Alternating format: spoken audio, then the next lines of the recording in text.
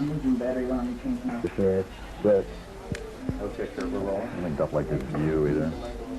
my view doesn't fucking. I got a view of. Oh, actually, right next to my bed where there should be a bedroom. Yeah. I went to open it up. The closet. I thought I woke up with So you don't mind the Hard Cock Cafe t-shirt, do you?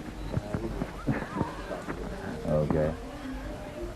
So the other one said fuck on it. Okay. Good choice. What's wrong with Hard Cock Cafe? Nothing at all. It's the new MTV. Yeah, come on, open up. Okay. You going? Okay.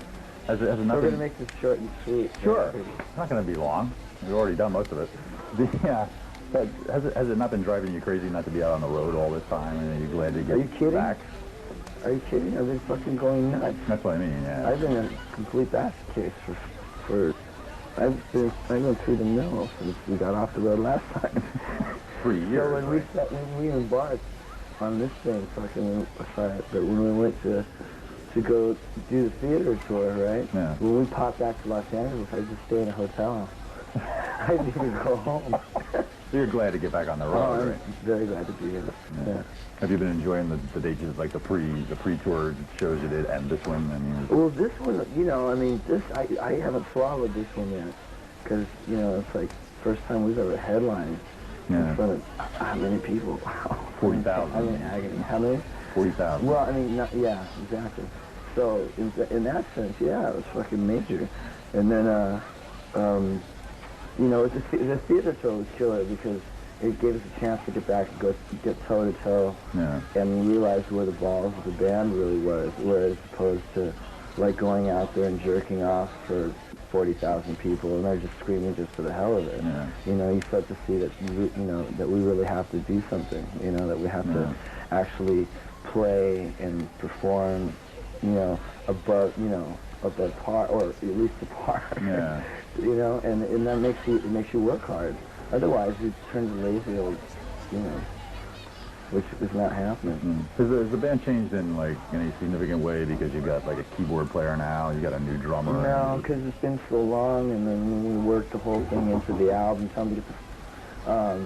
when we worked through the album and all that, you know, we were pretty much used to it. You know, we'd already sort of built up. You know, got used to working with Nat like that, and then Digi came in, and it was just piano, which I'm used to listening to anyway, with whatever other bands it is that I'm listening to. Yeah.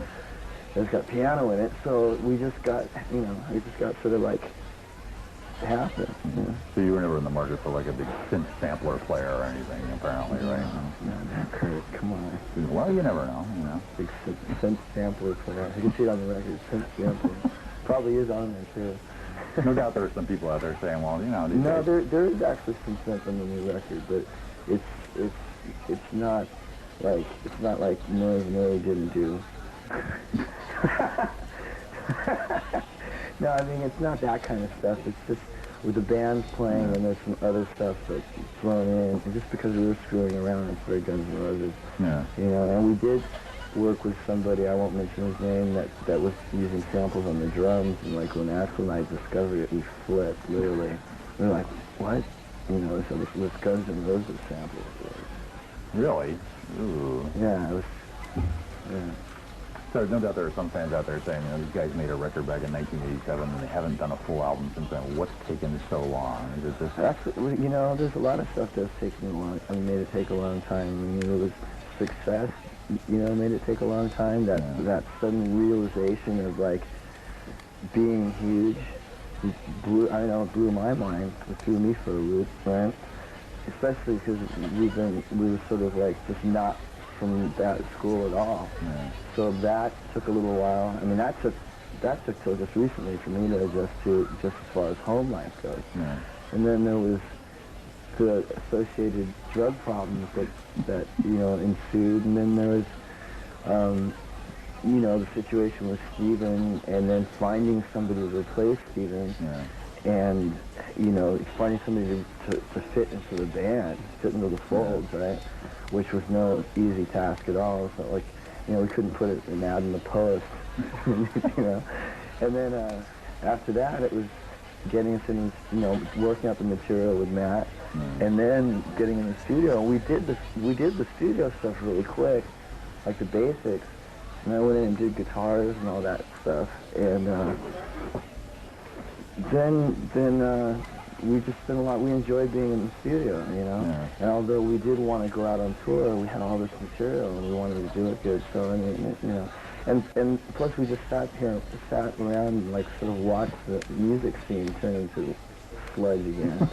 That was really fun. So we just hung out until the timing was right. Yeah. And now we're out there we're touring, we're headlining, granted, but we're touring on our own merit, so to speak. When the record comes out, it'll take whatever it is that we're doing now that much further. But at the same time, we're out there and doing it just as a band. If we can entertain 40,000 people without any kind of material for them to recognize, which isn't really fair. Yeah. But at the same time, it's really good for us in making us work hard. And we're still going to give you a good show. And if I remember correctly, that's how we started out in clubs. Yeah. And we didn't have a record out or anything. So it brings us more back down to cult level. Not the band, the cult, but... The level of the cult. Yeah. Not the level of the cult either. Well, no, I didn't. I think yeah. Did everything You said it, not me. Did everything you recorded go onto the records, or is there stuff left over? We still actually, I'll let the cat out of the bag. I think we still have 3 songs left. B-sides? No, they'll be on the record. They're going to get done while we're here in Wisconsin. Oh. Just vocals. I mean, we've had so much to do. Yeah. And still some vocals that were left over. I mean, it's like 36 some odd songs. You're saying this record isn't done yet, right? I'm not saying it's not done yet. I'm saying that there's 3 songs left. It will be out in late July. It will be out. It's supposed to be out on my birthday, actually. Oh, what's July 23rd. Did the, what made you decide to put out 2 albums instead of a double album? Well, for one, we didn't want to look that pompous, and we didn't want to make anybody go out and have to spend like, $30 or whatever it is for a double record. Double records just seem to be just like out of date anyway. And then when the concept started to form of separating it and making it so you can go out and buy one if you like it, then maybe you buy the other one. You have a choice of the 2, and stuff like that, made it more fair to the public. You're missing out on an opportunity for a double gatefold spread. Well, it doesn't matter. Come on. I don't think anybody. I mean, like the old. I mean, when it comes down to it, all you ever really ended up doing was listening to the record and reading the lyric sheet, right? Which live records, double records, hardly ever had lyric sheets. So, I mean, and there's a lot. I mean, there's great sleeves and so on and so forth. So are they it's basically just music. Are they arranged differently? I mean, are they set up as in different moods for each album? I can't tell you all that stuff. It's not released yet. That's supposed to be like the whole cool surprise of it is like it comes out. I mean, we're selling programs now, which are basically like the first little hint of what the whole package is like. But otherwise, I'm not going to tell you any jack. Whatever. Or did I ask? What made you decide to go with Skid I will Row? anyway, so... What made you decide to go with Skid Row as an opening act? Was that an immediate first choice? Well, the Skids, like the friends of ours and stuff, and also like the only band that had sort of that attitude around that was like genuine and brash. Yeah. And I mean, when you think about it, it's a great double bill. It's all about attitude. and whatever it is that we do. I mean, I could see going out with such and such and such and such, like, great white lion tigress or whatever. We know what you mean there. Because I mean, we wanted the whole thing to be just like really happy and fucking pow, wham, Flintstone stuff. More like Willie Coyote and Roadrunner kind of thing. You'll be dropping an Acme box on your head. My mind just went absolutely blank. Really? Does that happen? Because you always seem so sharp. Constantly, but no, sometimes I'm very slow. Did the so is your having gotten over the stardom thing, is your life assumed a normal order now, or are you like living a regular No, life? I've adjusted my screwed up life to this, you know, this. I mean, basically, it's still the same. I just have more responsibilities, Yeah. you know, and I can't just drop everything, you know, and just like take off like I used to. Although I still do sometimes now. It just, you know, life took on a whole different shade, basically. You know, it wasn't like, I think everything changed as far as my, you know, being aware of what's going on, Yeah. business-wise, as well as my own financial situation, and then, you know, like going on the street and being reminded all the, like constantly that I'm not on the same level as everybody else is on the sidewalk.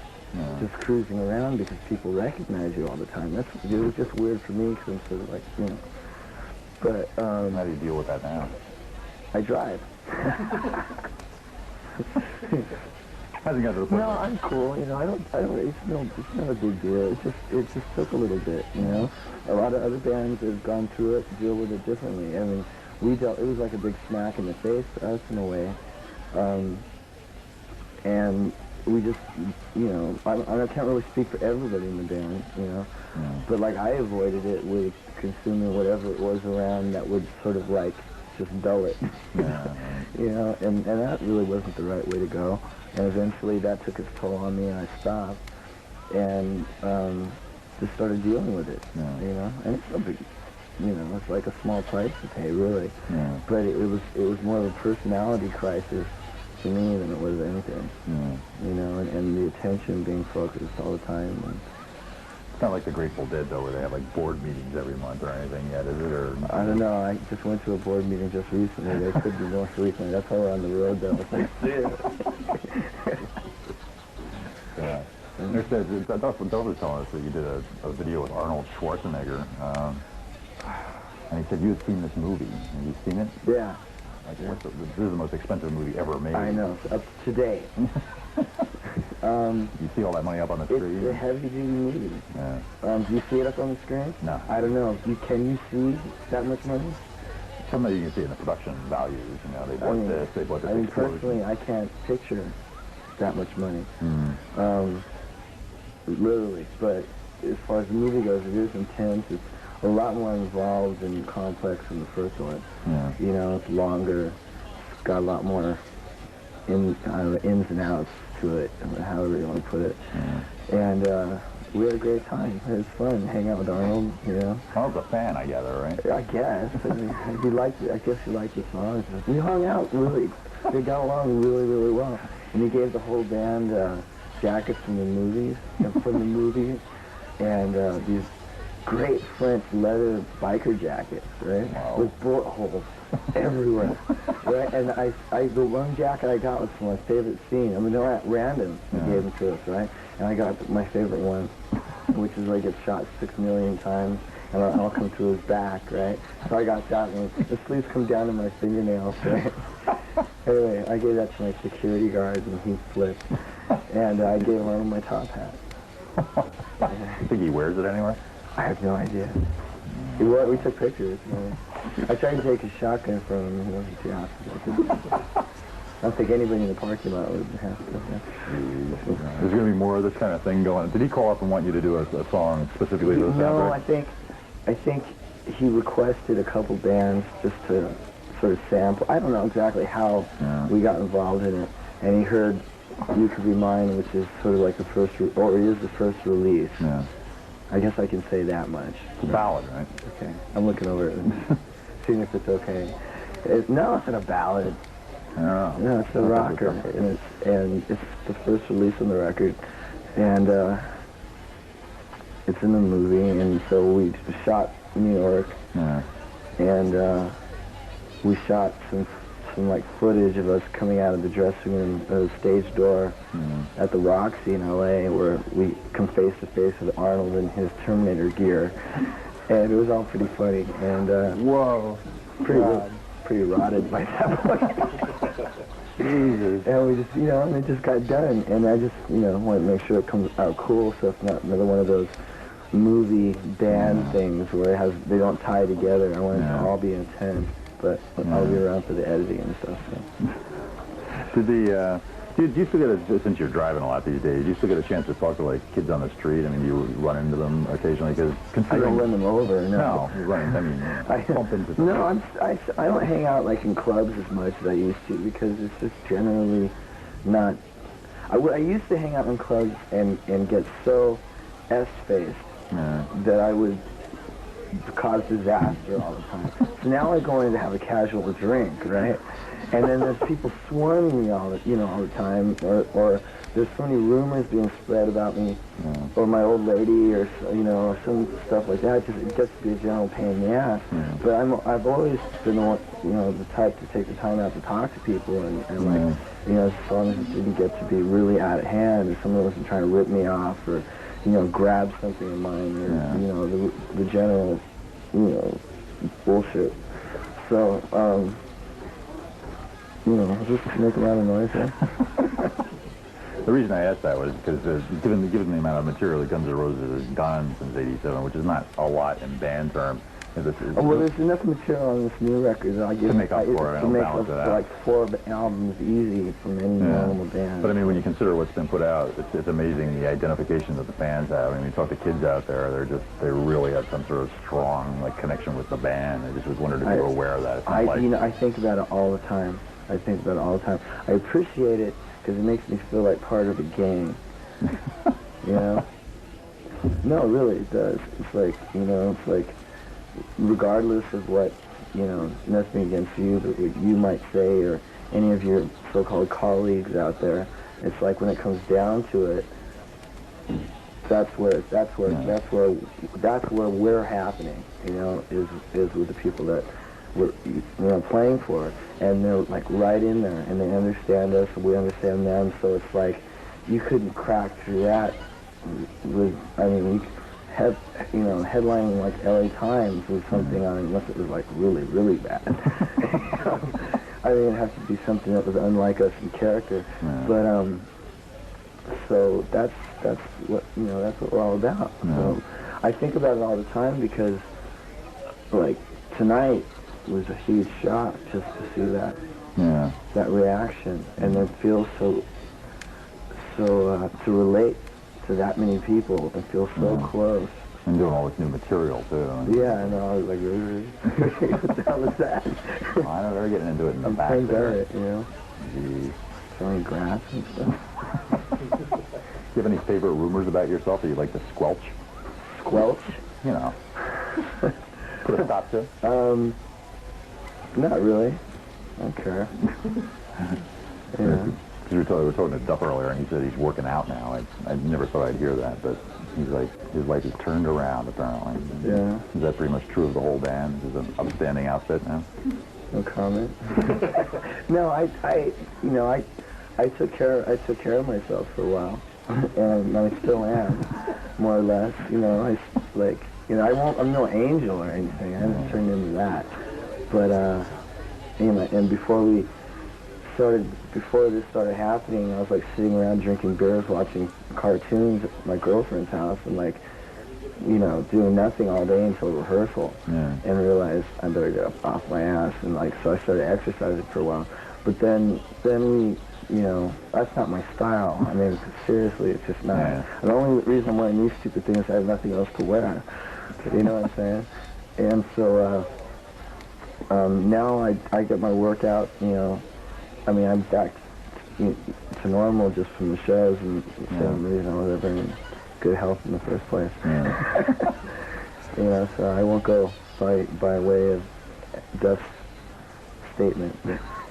Was bringing Dizzy into the band because you felt the music you're doing now requires like an extra dimension? No, we just did it because we wrote the songs that way. Yeah. And he was an old buddy. No, he just almost a pseudo roommate. Let's put it that way. Yeah, he told us he used to share a garage or something together, right? Like an alley studio. So. That's good for me. Is that good for you? Sure. Is it your birthday yet? It's not your birthday yet. What do you got more? It's like Black Sabbath stuff, but it's just really heavy. Ah! They from LA? Yeah, I think so. Jesus. They have this T-shirt, and it's like this scary woman in garters. She's got like some rope around a guy's head or something. He's between her legs, and it says, "Smell the magic."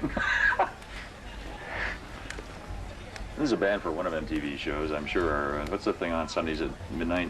Maybe they get on it. Oh yeah. You ready? Yeah. Only 3 people have ever seen it. So. This movie. Revolutionary change. Okay, Kurt. Okay, we going? Have Steve? Yep. Okay. How's it feel to be back on stage? You know? It feels great. It feels great. I mean, we've been, planning, this for ever since we started. We've been aiming at, we wanted our second major album. We wanted a headlining tour, and to do it right. And it feels great. We think we got all the pieces in the right place, and the morale is really high. Yeah. And actually, now that we're starting the tour, everybody's going to be starting to get in more shape while we're playing and stuff. Brought a trainer and everything, and just into doing our job we've set out to do our whole lives. Is there a fundamental difference in what's going on in the band now that you have a completely new drummer and a keyboard player too? And has it changed the music at all, or just the scope of the sound? Well, Matt's really solid, and everybody in the band can rely on Matt's playing. Yeah. The drums are like your anchor, and he's definitely the strongest anchor we've ever had, and one of the best drummers that there are, I think, in the world. And because every show I'm more amazed by. I mean, the record is. Somebody turned the light out on you. But they apologized. Oh. The record's like Guns N' Roses. Okay, we're rolling again. Okay, so the records are really coming out, right? They'll definitely be upon us soon. I'm actually going to be recording some stuff here to finish it up. In Wisconsin? Recording on the road, yeah. Ah. Finishing up, but we went through mastering of like 25 of the songs right before I left. Yeah. And we went through all the approval of lyrics and all that stuff, and the artwork's all coming together, and yeah, it's definitely coming out. All right, good. Why did you decide to put it out as 2 separate records when, of course, it could have been a double gatefold spread, single album? Well, on album form, on the wax, it's 4 albums, because we wanted to have the deepest grooves and stuff for, since vinyl's somewhat going out, we wanted to be one of the last bands doing the best job we could for, audio files and stuff. The deepest grooves and the minimal amount of time on each side. And figuring out the sequencing was really hard, trying to, to start each side and end each side with a cool song, so it sounded like it began and ended right, resolved properly. And the CDs and the tapes being, 2 separate things, we were like going, well, a lot of kids and a lot of people, when they go to buy a record, they go to buy one, and they won't be able to, it's like, if there's a choice, well, I'd like to get Guns N' Roses, but it's $29.95, and this other band's told me, oh, I'll get that one. We're like, maybe we can, get past that a little bit. Pass there. You can buy one or the other. How does it sound better on CD or on vinyl? I'm sure it will sound better on CD. We work to make it sound stronger on CD, but we're gonna, definitely work on the mastering to get the best sound we can on the vinyl. Everything gets as much attention as anything else. Every single song's got as much attention as any one song. Every little part, we're kind of perfectionists who never quite get it right, but. Is there some sort of different concept for each of these records? I mean, is there a different mood for each one, or? Well, I'd say the first half of the first CD is more in line with Appetite, all new songs. And the second half of the first CD has Coma and November Rain and The Garden, so some really experimental numbers for us. And then I'd say the first half of the second one is The South Will Rise Again. We didn't plan on that, but there's like there's you know, it's like Heaven's Door and Civil War and song Yesterdays and a song called Breakdown that definitely have a bit of a southern rock feel. Wow. That like I'd say Paradise City, like in the chorus, kind of has that, and Sweet Child kind of has that, and it ended up the best sequencing to make the record flow all the way through. We didn't plan on putting all those songs in that vein together, but to make the record flow all the way through, so if you wanted to listen to all of it, that's the best way. You know? And there'll be a version of Don't Cry on both records, one on the first one and one on the second. And the one on the first one is the newly recorded version of the original lyrics, and then the second one is the newly recorded version of alternative lyrics. They're kind of like 91 updates, got different words and melody in the verses, and it just kind of happened while I was recording the other one. We were like, I mean, that's the song that, you know, basically is why we got, one of the reasons we got signed. And people in LA that have been our fans since we've started playing clubs, we're always bummed we never put it on record, but we were kind of trying to save what we considered one of our ace cards, because we didn't know if we'd sell 5 records, you know, or what. Have the lyrics changed, like, radically? Are they more upbeat now, or? I don't know that it's more upbeat or anything. It's just kind of where my head's at with that song now. You know, rather than making a nostalgia piece, you know, when we do the new one or hear it. And a lot of people that liked the original and it was their favorite song, you know, got license plates that say Don't Cry or whatever, heard the new one and kind of flip out, like, how did you do that? I don't know. But, you know, when we were in the studio, I was like, I don't know what's happening, Mike, but just let me go with it. You know, and it worked out really nice. And my friend Shannon Hoon's in a band, Blind Melon, and he's from Indiana, and they were doing Don't Cry back there. They got a bootleg demo tape in Lafayette, and I didn't even know him. I'd known his sister. But he has a really gorgeous voice, so we do like kind of a duet on the songs. Oh, wow. He sings on 4 songs. He sings on The Garden, and sings on You Ain't the First. Well, there's a lot of other vocalists on this, right? I mean, is he singing songs? Yeah, I mean, I worked on bringing the other people out with what they did, what they did best. You know, we still haven't worked it out on stage how we do it yet, you know, but... Is there going to be a point where you're going to be able to play, like, all this material on stage? Could you really perform it all on stage? You know, a dream I have is to get to where I can do a 3-hour show. And right now we don't use a set list.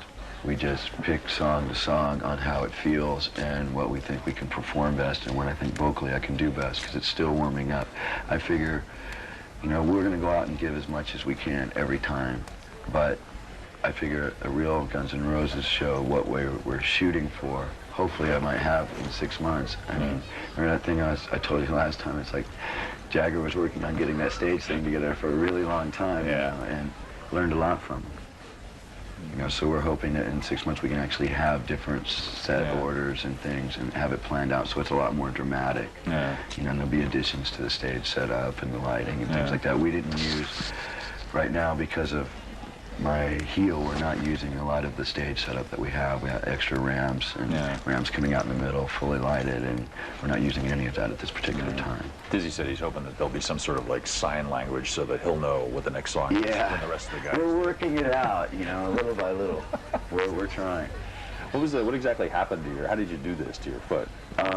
I've just had a chronic history of bruising my heel and messing up the ligament, but never couldn't afford it at the time when it happened, when it was like in junior high and stuff, to figure out what was wrong. And then about a week ago, we played the Ritz in New York, and I got really excited and was just jumping off everything. And, you know, there's a lot of photos of me like 10 feet in the air and stuff. And came down really hard on my heel when I was jumping off, not even on stage, off the stage, and landed on my heel on a cement floor with no cushioning in my boots. And just messed up the ligament and stuff, but the doctors seemed to think it'll be fine. We had like all the top doctors from the Brewers and the Packers and New Balance shoes all working on designing me something so I could run around, because yesterday, well, without this, it's definitely limping, but you know, we didn't want to call the show. You know, so none of them tried to tell you should really take 6 months off and just stay off your foot? Well, we wasted Slash. Slash came in yesterday, they put a test cast, and they're putting this cast on me. Got all the plaster going and everything. And we bring Slash in, and there's 3 doctors all over me. The guy looks at Slash, he's like, yeah, it's going to be 6 weeks off, and there's a good chance there'll be surgery. It'll be 12 weeks. The man stopped breathing. He was, and he was just staring. I let it go 5 minutes before I sprung it on him that it was crap, you know, because I thought he was going to fall over. Well, Slash says he's in good shape now. You know, he's not totally a health fiend, but everything's going good. Yeah, and everybody will get in better shape once we, like, you know, get some, you know, some form of regimentation down, you know, and stuff, and realize what we're in and what we're doing, and we're doing it every day because we want to take this for the long haul, and as long as that can be.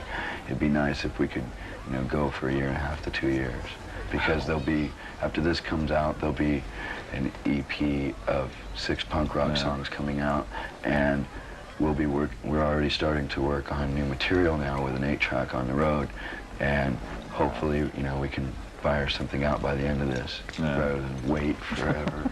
I think it's kind of touching that you're putting out this punk rock tribute EP now that, you know, the band is expanding its sort of horizons and moving on to different kinds of material, but remain true to your roots. Well, yeah, and also because I've watched, like, you know, I got made fun of for liking the Ramones. Yeah. And then, you know, 8 years go by, and then everybody that was making fun of me is sitting around watching Rock and Roll High School and loving it. And, you know, I want a lot of these people to hear songs that they didn't hear. I mean, there's selected cuts that you can't really find the original recordings that they're on, and B-sides and stuff of songs we think really rock and way influenced us. And we also do a tribute to Stiv Bators. We did Ain't It Fun with Mike Monroe. And it was really strange, because when we did it, you know, both of us in certain places, without even trying, ended up sounding a bit like Stiv, you know. Candles would flicker and bells would ring for no reason, and we were like, Stiv's here.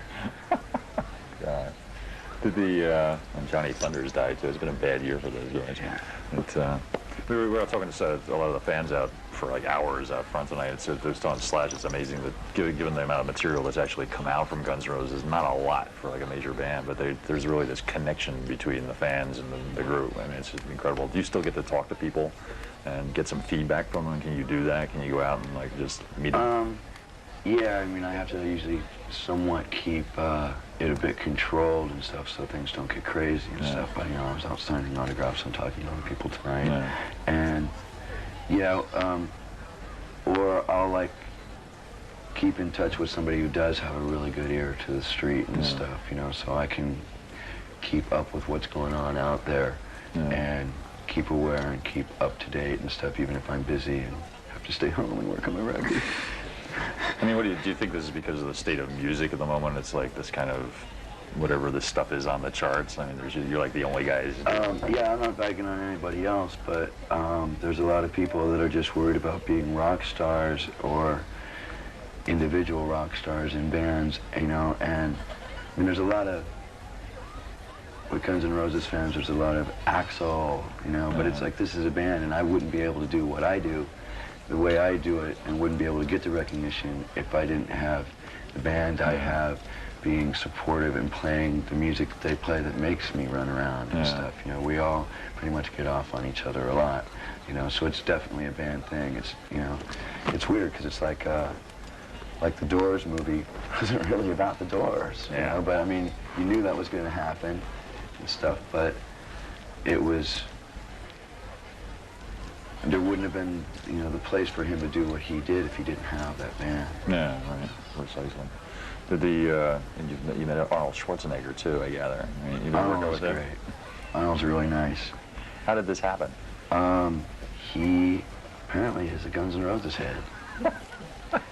You know, and he was working on his movie, and he said that he was talking with Jim Cameron, the director who did The Abyss, and he was saying he wanted to get some good music, some hard music, some Guns N' Roses. Somebody for like a very long time, and finally, like, last month, all of a sudden he was like, I think you're right.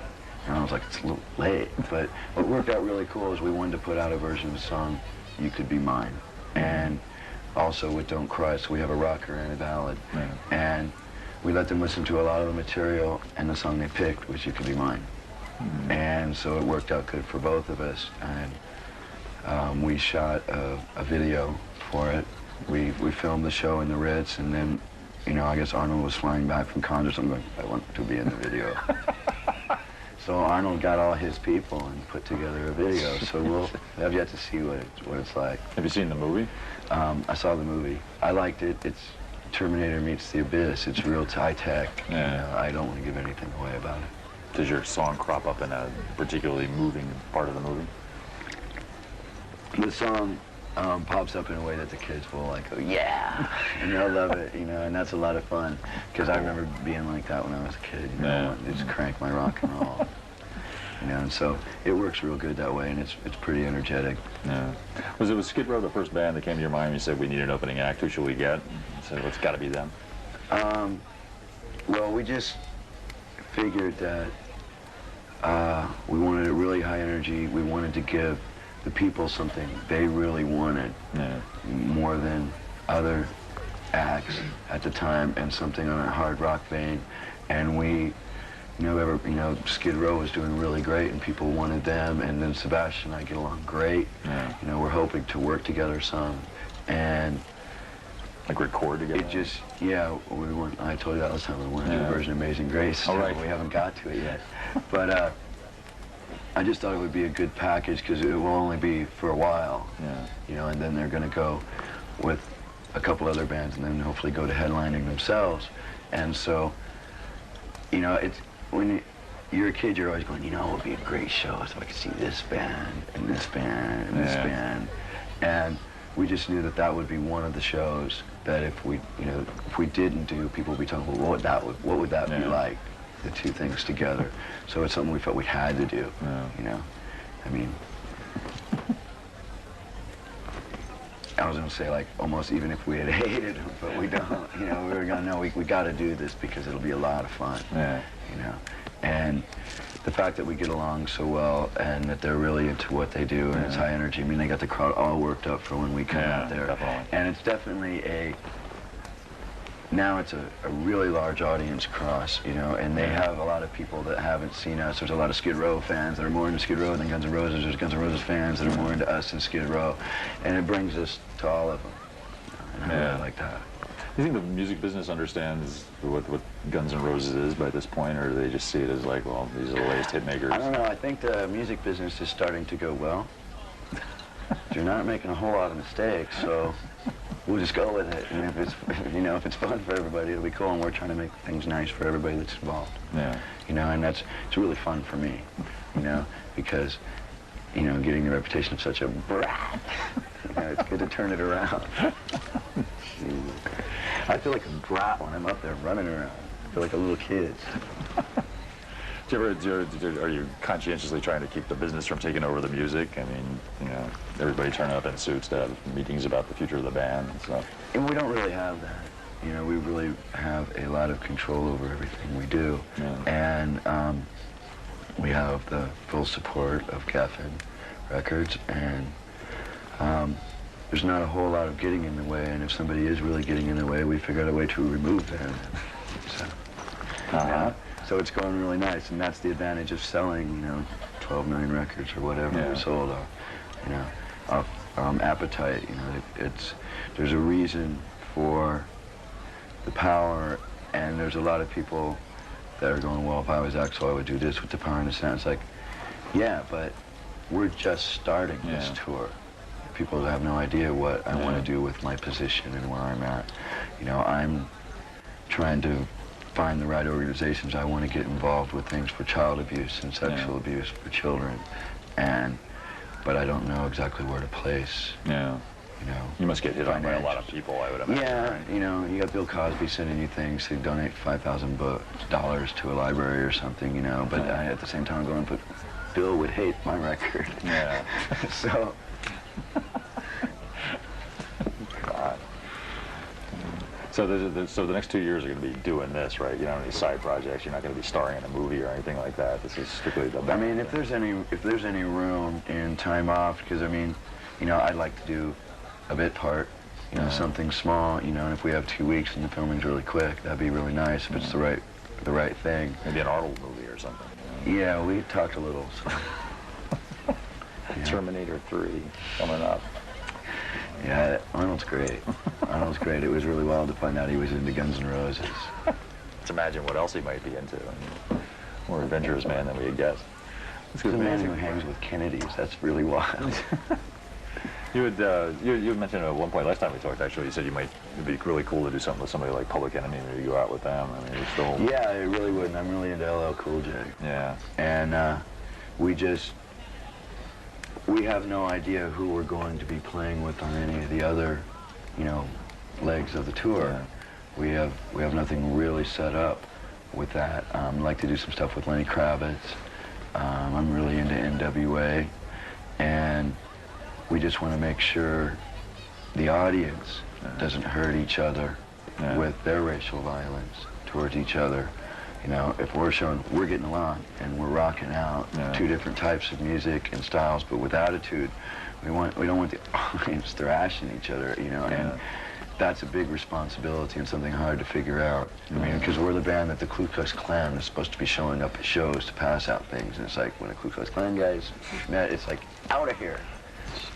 Have you encountered these guys? Have you seen these guys showing up at your shows? I haven't seen groups for shows, so I mean, so I don't has this know. ever happened? Well, they said they were going to, and we were going to, sue the Ku Klux Klan because they were trying to say we were supporting racism. It's like, a Grand Wizard and stuff, and it's like, fired off the letters from the lawyers right away. It's like, you're out. Don't even think about, you misinterpreted something I said. Don't even think about it. Did you see the Unplugged show that MTV did with the rap guys backed up by a band?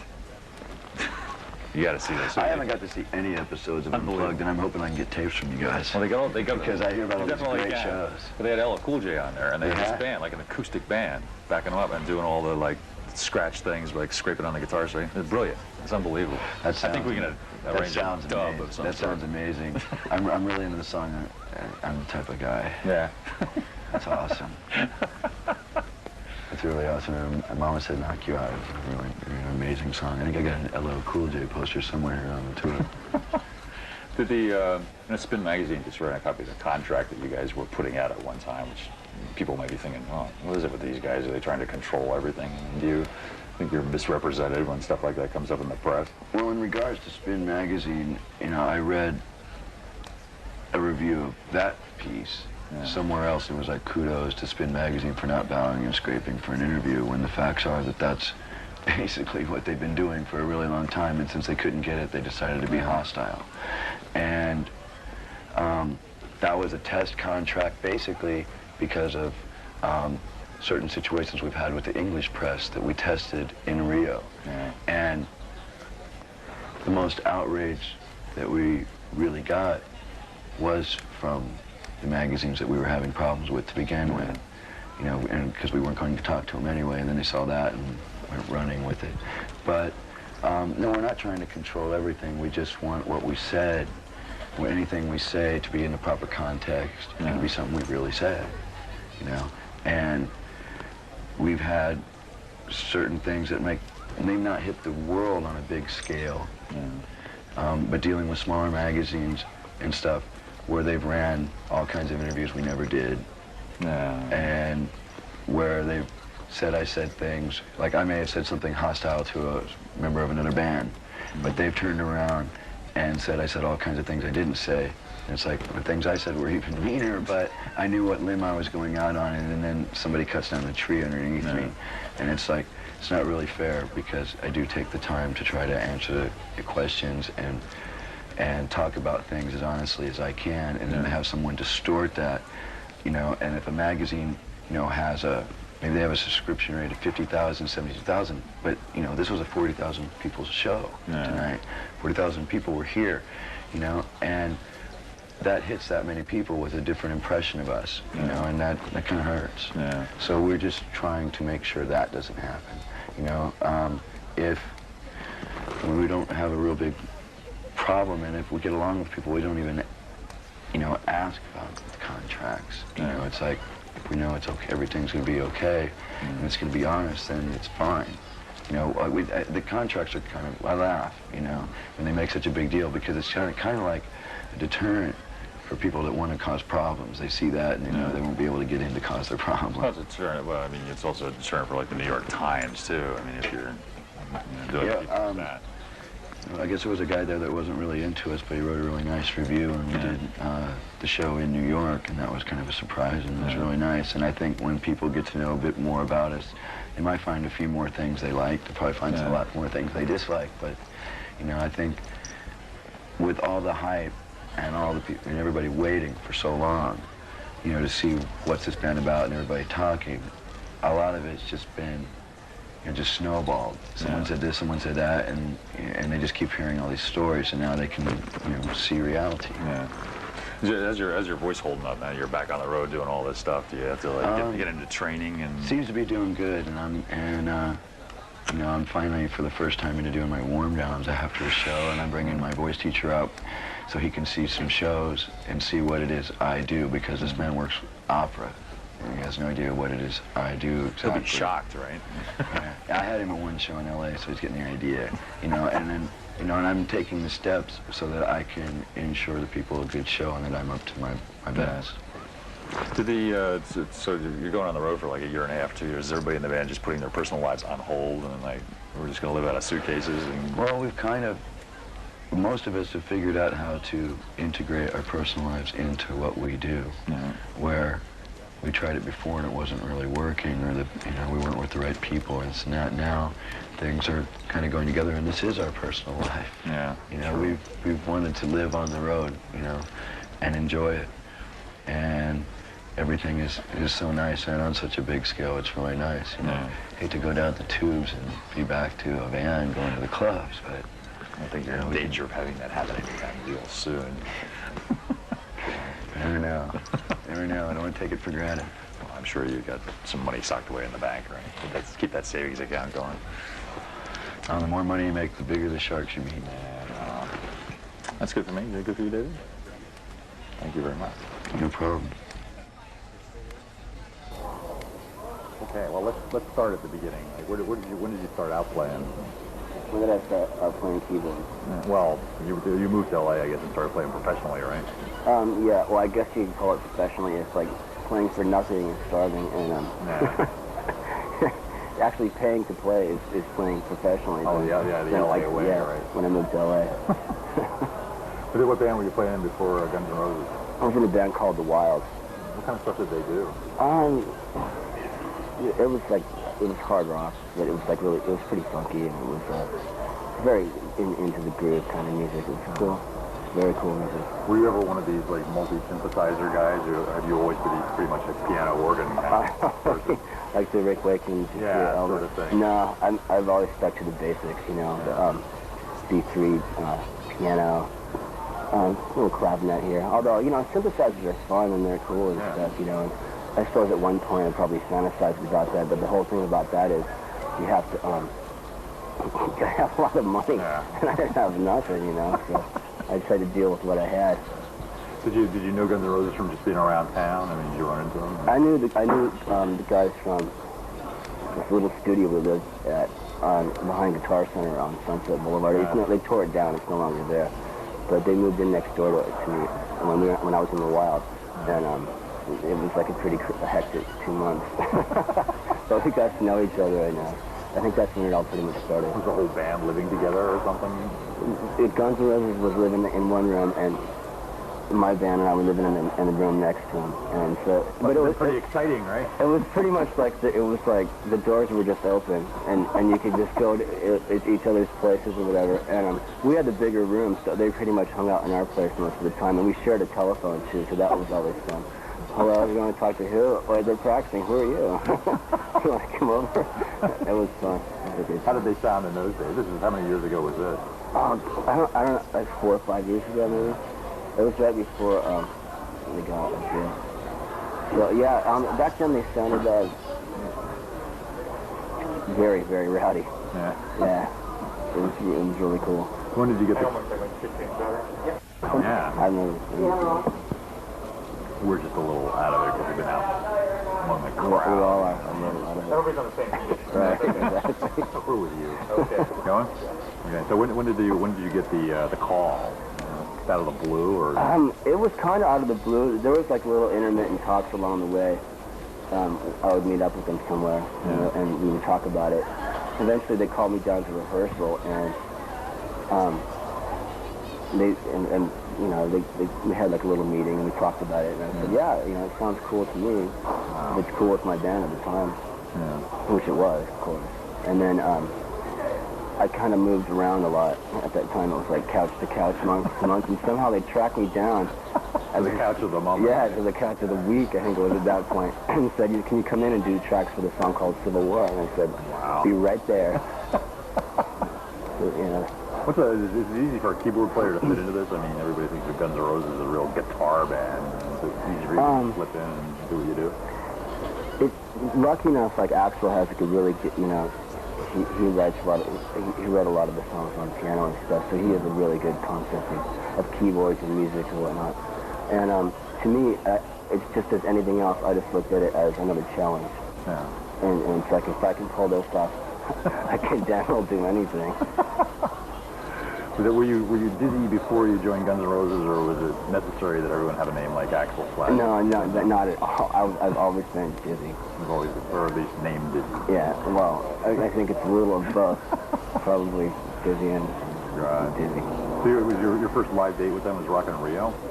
The first live show with Guns N' Roses was Rock in Rio. What was that like? It was like a blur. I was like, man, I can't believe it. I mean, I would be like completely lying and ridiculous if I said I wasn't nervous for that. Yeah.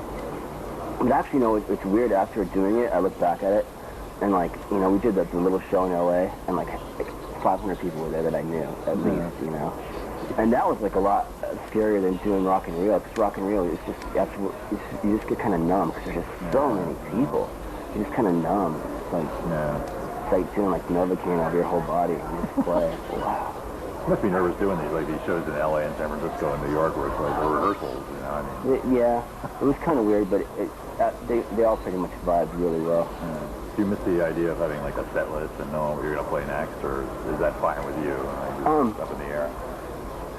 It's like, it's both. I mean, I think it's pretty cool to not have a set list, because a set list just makes things so sterile after a while, But, like, it helps me to have a set list so I know what I have to play.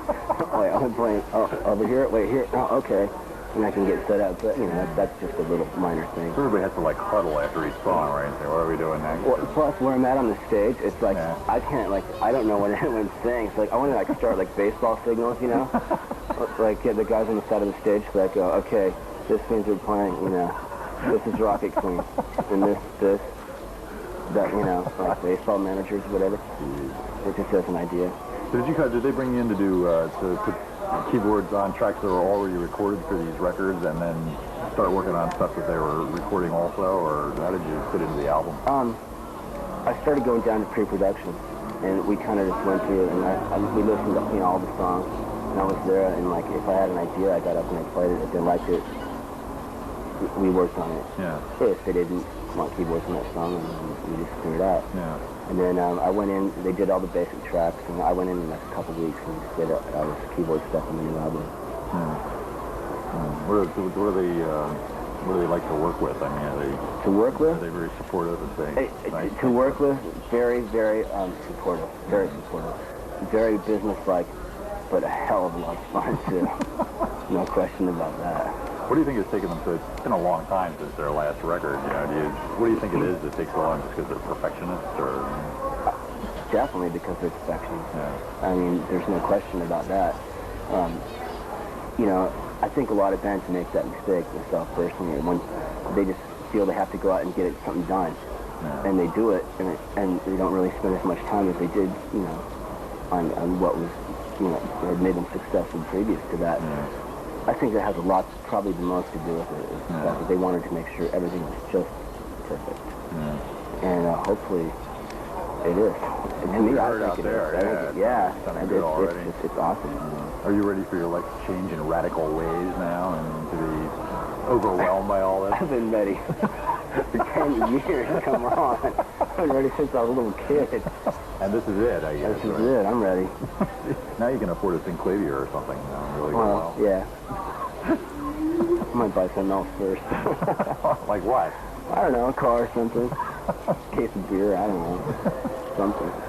How the guys in your old band feel about all this? Were they? All the guys in the old band are total homeboys, great friends, and really cool and all very talented, and I'm sure they'll show up somewhere someday soon on MTV or wherever. So they've been giving you tips on what's going to be required of you to like tour for the next, I don't know, year or two. Oh, like, come on, you'll be working out and doing all this. I've been getting all kinds of advice. Like what? You know, I can't really say. Well, not that kind of advice. No, they've been, everyone's been really, they give me a lot of advice and stuff. Yeah. You know, just not to freak out, not to be too nervous and stuff. Yeah. Which I could easily be, you know. Tonight, I just went out and played tonight. I felt really good. Yeah. Do you think the band is still really tied into the base of fans that launched in Los Angeles, and you think everybody's really still communicates with the hardcore fans? I think having just played there, yeah, because you got to, I mean, think about it. The fans that were first there, now they're all 4 or 5 years older too. Yeah. You know, so they're totally into it. Yeah. I think, you know, and now that the horizon's just broadened. Yeah. I think there's stuff on this record that's sort of unlike what Guns have done before, too. I think unlike any hard rock, heavy metal band has done, there's just stuff on there I think that could potentially blow up people's minds. Nah, I can't wait to hear this. Well, that's good for me. Very good. Terrific. Thank you. My pleasure. That wasn't too painful, was it? No, it was actually pretty fun. I doubt you remember. No, I remember. We got you in the I bathroom. only look stupid. That was funny. You were very nice. Tell me whenever you're ready. When we have speed. Huh? Yeah. And you can just go with you. All right. Don't worry about it. Okay, we just speed now. All right, why don't you tell me about the shows this weekend? This was the first time that you played with Metallica and Faith No More.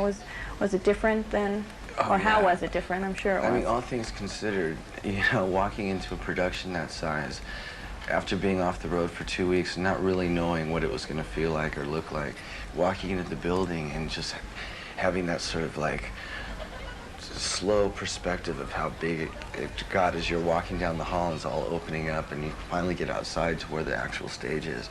Seeing 100 and God knows how many people putting up this fortress so that you can go out and play was a little overwhelming. And considering we didn't plan ahead for any kind of show, you know, same way we've always done it, you know. In terms of a set list and The stuff, set you list mean? and all that, we just went in, we rehearsed some tunes that we haven't played in a while in case they came up, and that was basically it. And then we just started the first show in Washington and just said, okay, you know, click, click, click, click, and you're on. And we just, you know, what are we gonna play first? Are you telling me Guns N' Roses is watching the clock so that they go on time? We're trying to be a little bit more considerate about that, you know, because especially because of the heat. You know, I mean, the day is long enough for the people who are going. It starts like, you know, doors open at 2 o'clock. Right. You know, Faith No More goes on for, you know, 45 minutes to an hour. Metallica's on for 2 hours and, so, you know, sometimes 15 minutes. And then, you know, the set change between us and Metallica is an hour and 15 because, I mean, they're both big productions. And instead of turning the stage around like most bands do, we have to take down the Metallica stuff and put our stuff up, and it takes a long time. So by the time we get on, unfortunately, most of the kids are burnt out, you know. But then we have to, you know, we play for 2.5, 2:45, something like that. So we try and get on as soon as possible. For the first time at Giant Stadium, we were actually ready to go, and the stage wasn't up yet. Oh, All of us were my. like standing around. Yeah, it was One that was for the an record books. unprecedented event. Yeah. Well, it seems like that hour and 15, though, that the kids could also use it to rejuvenate. I kind of appreciate having a break, being able to go get a Coke or Well, I hot think dog they or just something. fall asleep. Really? Or get really, you know. Did the crowd drunk. seem asleep when you were playing? It's though? Well, they're into it, but it's. I mean, it's New Jersey. You can tell that they're heat fatigued, and you can sense it's been a long day, and I don't know, it's just a vibe, you know. Especially when it was 105 degrees, you know, in Washington. I mean, you can't expect anybody to sit there standing with 60, you know, one of 60,000 people, you know, for 12 hours. Right. You know. Well, the people that saw the show Saturday night all mentioned to me that it seemed like all of you came out in an incredibly good mood in New Jersey. Yeah. That you walked well, out. the tour is exciting. I mean, I'm not knocking the tour itself. I'm just saying Right. why it might be difficult Right. for people to deal with the entire thing because it's a long day. But it's, you know, all that aside, it's a huge rush. Was there anything Yeah. in particular on Saturday night? Was it just the tour being excited and you being happy to be touring with these bands that? 'Cause No, it's they were, actually they were just sort of us saying, being happy we about- saw them a couple of months ago, and obviously some people associate sort of the anger and the rage that a lot of the band represents or sort of is fueled on in terms of sort of a teenage angst as well. I think a lot of your fans identify with, you know, being Well, angry about things, but you came out and the show was just as good with everybody having smiles on their faces. Well, I mean, if you think about it, we pulled off something that, especially in the 90s, it's more of an accomplishment to get all these bands who are so much against the system and against the industry standards and pull it together and make it the biggest thing of the summer. I mean, there's a sense of accomplishment. So yeah, you're excited, and you feel like you've changed a few rules, you know, Made your own and rules. you can do your own thing, and the people all buy tickets because they relate to it, and that's the biggest sense of communication that I think bands have a hard time getting, you know, getting that chance to really communicate their points and how they feel, and having them accepted, or even being able to have the channels in which to communicate. You know, usually they're blocked off. You know, people won't Right. let them do their own thing. So we managed to get through it, and it's sort of like, okay, you know, it's like to the whole business. Right. And you can that's go rare. out on a limb and take some chances, and people are into it. And yeah, the record business has to like let their hair down a little bit and realize there's a lot of stuff out there and take some chances as well. Mm-hmm. You know, because people, you know, I mean, not just kids, I mean, of all ages are really into it, and they just never have the opportunity to be involved in it because the record company doesn't want to take any chances, you know, with whatever band it is. I mean, there's a lot of stuff going on, like with Alice in Chains, Pearl Jam, Nirvana, Soundgarden, Faith No More, us, Metallica. I mean, I could go on, and it's all like, it's almost spearheading at the moment, you know. And it's a good feeling. It's exciting, and it I don't know, basically makes you feel like it's worth fighting this hard and working this hard to make your point, because you can break that barrier. Well, in terms, if other people, if fans had seen you last time around, what will they see differently? Is there anything? Have you changed the show at all? You mentioned songs that you were rehearsing. That do you not play them that often? Can you Yeah, mention they just titles come up for me? every so often, but since we're so spontaneous, it's good if the band like rehearses it just so Right. that we don't completely forget it. Yeah. Is there anything? I don't want to get into it because I Okay. don't want to get anybody's hopes up on any particular How night. about in terms? Or do you still have the whole like backup the back? singers Yeah, that's and all still there. piano and all If that? anything, it just got bigger. You know, the stage is a little bit different, and it's a little bit more dynamic. You know, there's some pyro stuff, some explosions that go off, and we've been having a good time with it. And we can just throw in any song whenever we feel like it. Have you ever had any bad experience with pyro? No, but I know a lot of people who have. Our pyro guy, for one.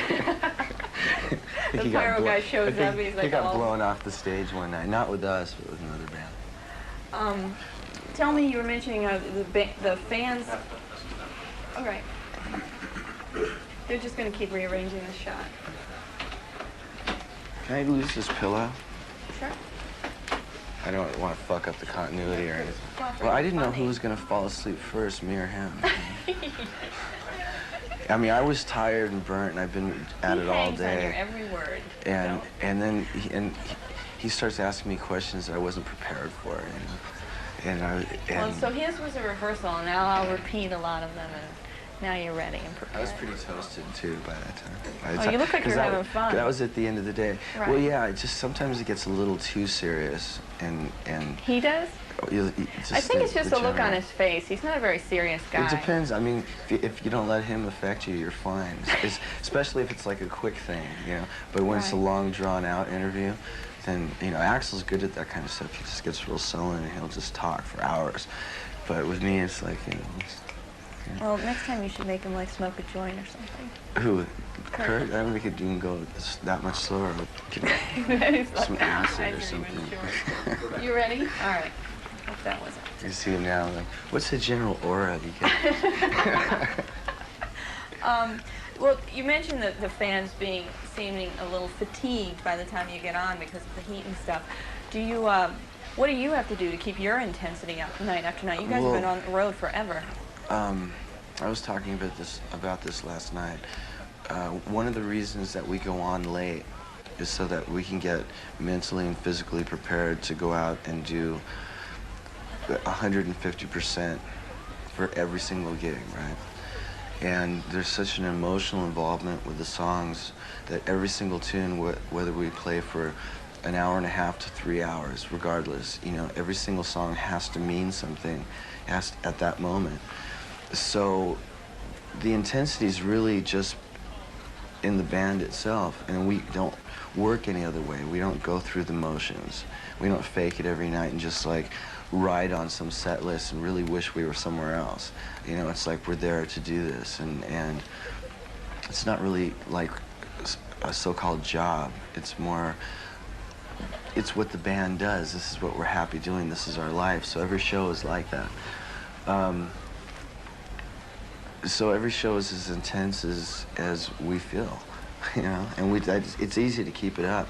We interact with the crowd a hell of a lot. That's one major thing. If the crowd happens to be particularly hostile for some strange reason, you know, or sort of like dead in the front row, then we react on that. You know, it's just natural. When you see them dead in the front row, do you try to jazz them yeah, up, you or know, are you you fuck pissed with off? them a little bit, you know, and see if you can get them going. Or, you know, usually you blame yourself, like you're not playing hard enough. Yeah, and that's where some of this, like, jumping off ramps and all that stuff, I think, initially came from. It was so much adrenaline, and then the crowd would just go nuts, and so that would make us just get more into it. And then next thing you know, it's like we're one and the same. It's like, you know, a stadium full of people. And basically the 6 of us on stage plus, you know, the extra people, but all getting off on material that we wrote, and there's a great vibe going on, you know. So it's worth really getting into it every single night, because that's the only reason you're there. Yeah. Well, you have to play It's not for because as of the long as money. you do, I too. mean, we go overtime so much, and have in the past, to the point where we didn't make a dime. You know, and it doesn't really matter to us, you know. Because of the union stuff, you mean? Well, the union stuff and promoters and different things. When this other person asked me to ask a question about rehearsals, but now that I think of it, you guys don't rehearse before each show or anything like that. You Not just before rehearse each show. Did you rehearse before this tour? Did you have a break? Well, I mean, it seems like you've just been on the road constantly. we stayed on the road. We had 2 weeks off, and we had 1 day of rehearsal in Washington before the show in Washington. That was basically it. And we don't even get sound checks anymore, you know. So, you know, we all have our own ways of warming up before every gig. We've been playing the songs long enough to, you know, to the point where I don't think we necessarily have to rehearse them, you know. Except for the old stuff that we haven't played. I think Axl was telling Kurt in the limo, I guess last Sunday, about the fact that he rehearses separately from the band. Maybe he was talking about before you guys even started on the road. Well, ever since the band started, we've never really rehearsed with vocals because we were too loud. Would you prefer he was there, or how do you feel about that? Well, I mean, obviously there would be a preference, if we could all play together. I mean, we all feel that way, Axl included, but because we won't sacrifice the band's actual sound, we have to play that loud, and there's no rehearsal PA that can handle it. So we rehearse sometimes, like, you know, at Axl's place or my place or Dove's place, and if we want to get parts together, and then we just go and wing it at shows. And, so what you're saying is you couldn't really hear him anyway? He couldn't hear himself, which is worse than anything, because right. it's bad on his vocal so, cords. in terms of last Sunday and the fact that no plea bargain was reached, how are the court dates going to affect the tour? Do you have any idea? That whole thing's been just a general pain in the ass, you know, to be totally Seems like honest. it's been drawn out over an incredible amount It's of this time. guy's fault at this point, you know. Who's this I mean, guy? I can't remember his name. Okay. It doesn't even matter to me. Okay. He's just been a thorn in Axl's side, and even when we try to, you know, or not saying we, because we're just sort of like on the sidelines seeing what happens. Even when Axl tries to deal with it and face it and just to get it over with, he keeps screwing things around, you know, this prosecutor. So now it's at a point where in October there's going to be some trial dates, I think. I think it's in October. Did you have to reschedule any shows? No, the tour is fine. You know, we're safe on that end. Must be sort of a headache, though, even You know what? With inadvertently this for the rest band, of the with this band, nothing phases me. So much stuff has gone on, and it's like we used to have this old sort of like standard joke amongst us, which was, you know, it's just another test. You get through it, there's another one. It seems like we've had every obstacle known to any rock and roll band thrown at us, and you just have to get through them. You know, and once you get past it, then you go on, another one comes. After a while, it's, you know, it's just like, whatever, all right. Well, it must make you more resilient. I mean, I feel that way about my day-to-day life. There's a lot of general. truth to the fact that, you know, you do get jaded after a while. You know, you can't help that, yeah. Somebody said the other day, like, ever had one of those decades? Well, if you play everything by the book, you know, it's probably easy to get by, but I don't think there's any integrity in that, because I mean, who wrote the book anyway? So when you go up against, I wouldn't say society, when you go against the set rules that are made by whoever, you know, the set law, you know, then you have to know that you're going to have problems. Yeah, the system is the word for it. And you're going to have problems, and you just have to be smart enough to make your stand and have that stick, you know, so that you become an obstacle yourself. You know? I think it's easy to see that the fans respect you for Well, yeah, fighting well, the system. the that's what it general comes down public's to. dealing with it on a daily basis, just in life in general. I think that's one of the reasons the band has gotten so popular, is because we do speak out about things that people in everyday life are sort of taught to keep quiet. And even some of the emotional stuff that we sing about are things that aren't really orthodox, you know.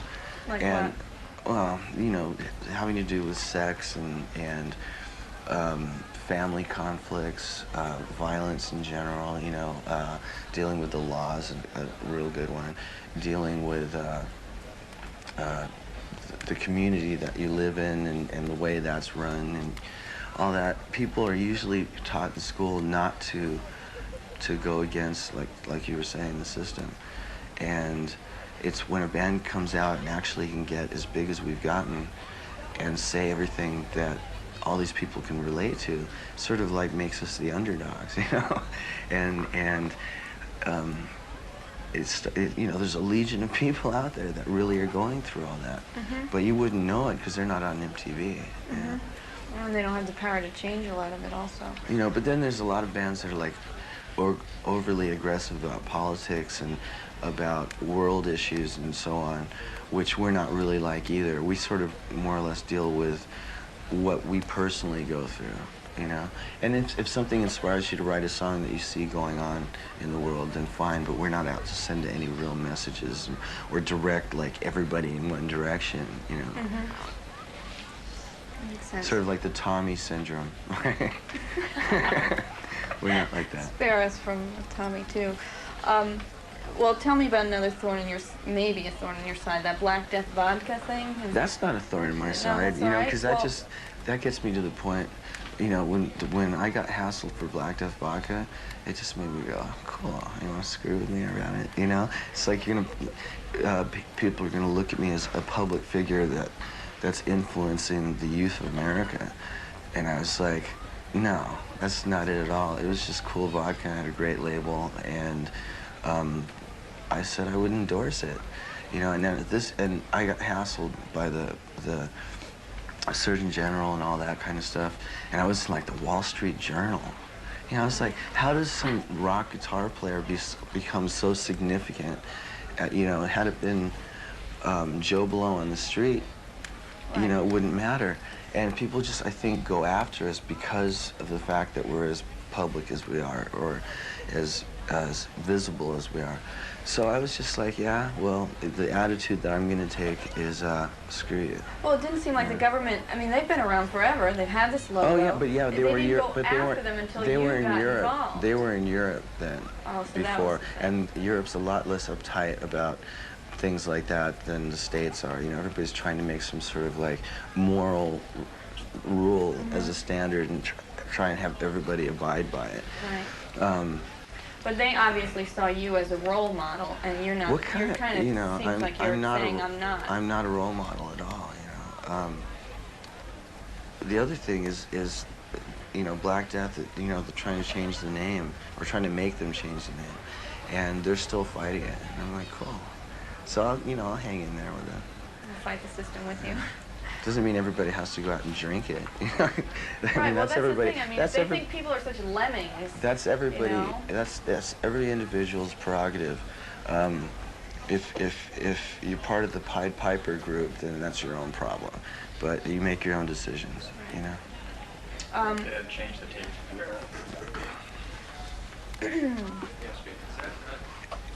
Uh-huh.